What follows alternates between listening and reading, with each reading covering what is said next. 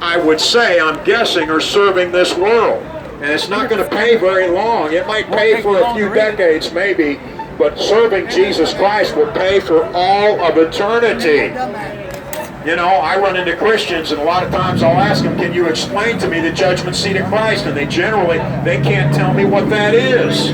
Well, if you're a Christian, you're going to go to the judgment seat of Christ, and you're either going to get some gain or you're going to suffer some loss. That's if you're saved. And there's a different kind of a judgment for saved people than there are for unsaved people. But everybody goes to one judgment or the other.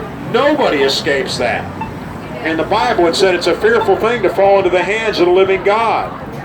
You know, and by the way, if you believe God's word, you'd be a little more careful about what you allow to come out of your mouth. You'd be a little bit careful with what you say throughout the day. And people, they know how to run their mouth all day long, but the Bible said that every idle word that men shall speak, they're going to give an account in the day of judgment. If you believe that and you feared that like you should, you'd be a little more careful with how you ran your mouth all day long. You realize you're going to stand in front of God and give an account for all those idle words. If you don't have something worth saying, you ought to shut up sometime. Because there's a God that's going to judge.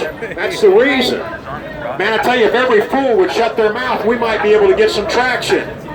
You know, it says one day, by the way, that every mouth is going to be stopped and the whole world is going to become guilty before God. Every foolish mouth is going to stop. And then the wisdom of God is going to start to speak. But he wanted to talk to you today. And the Lord speaks in a still, small voice. And one reason why you maybe are not able to hear God talk is because you just got too many distractions.